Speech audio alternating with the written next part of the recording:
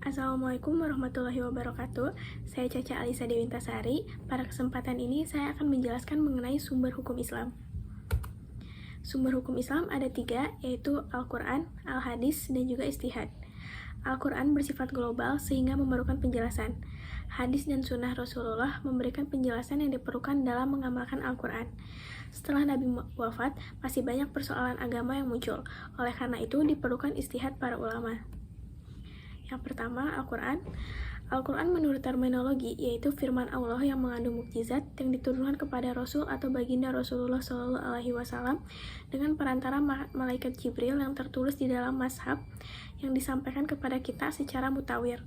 Yang membacanya dianggap ibadah dimulai dari surat Al-Fatihah dan diakhiri dengan surat An-Nas. Isi kandungan Al-Quran yaitu akidah, ibadah, akhlak, hukum, dasar-dasar ilmu pengetahuan, dan juga sejarah. Fungsi Al-Quran yang pertama, bukti kebenaran Nabi Muhammad. 2, petunjuk bagi segenap manusia. 3, sumber pokok ajaran Islam. Dan yang keempat, peringatan dan pelajaran bagi manusia. Kedua, hadis. Hadis menurut bahasa yaitu sesuatu yang baru, menunjukkan sesuatu yang dekat atau waktu yang singkat. Hadis juga berarti berita yang sesuatu yang diberitakan, diperbincangkan, dan dipindahkan dari seseorang kepada orang lain. Hadis menurut istilah syara ialah hal-hal yang datang dari Rasulullah SAW, baik itu ucapan, hadis qauliyah, perbuatan, hadis fi'liyah, atau pengakuan at-tarhib. Bagian atau istilah hadis, rawi. Rawi adalah sebutan untuk orang yang meriwayatkan, menyampaikan, serta memindahkan suatu hadis kepada orang lain yang menjadi rangkaian berikutnya. Kedua, sanad. Sanad adalah jalan yang dapat menghubungkan matan hadis kepada Nabi Muhammad SAW.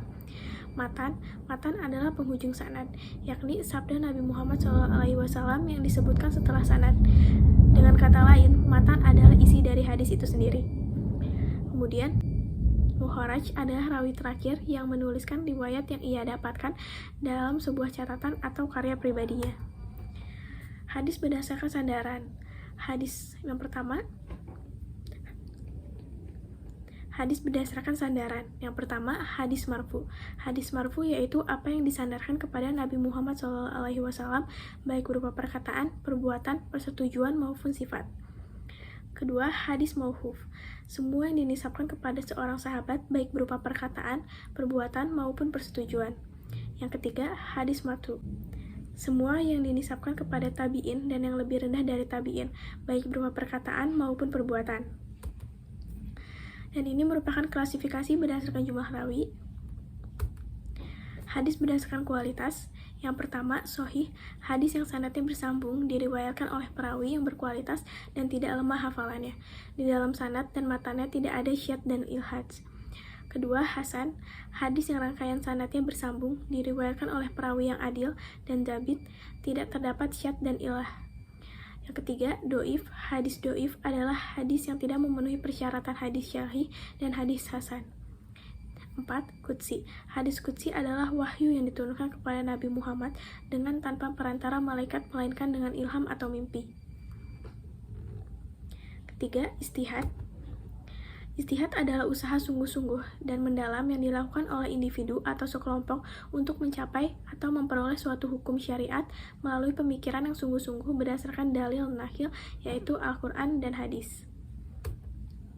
Syarat mujtahid. Yang pertama, mengetahui dalil syar'i. Yang kedua, mengetahui ilmu hadis. Yang ketiga, mengetahui nasikh dan mansyur. Yang keempat, mengetahui bahasa Arab dan uslul fiqh. Yang kelima, memiliki kemampuan kuat untuk beristimbat. Dasar hukum ijtihad yaitu Al-Quran, Sunnah, dan juga ijma'. Fungsi ijtihad yang pertama, menguji kebenaran hadis yang tidak sampai ke tingkat hadis mutawil atau sebagai upaya memahami redaksi ayat atau hadis.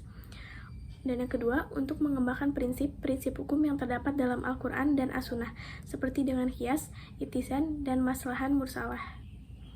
Sekian saja yang dapat saya sampaikan, semoga dapat bermanfaat. Wassalamualaikum warahmatullahi wabarakatuh.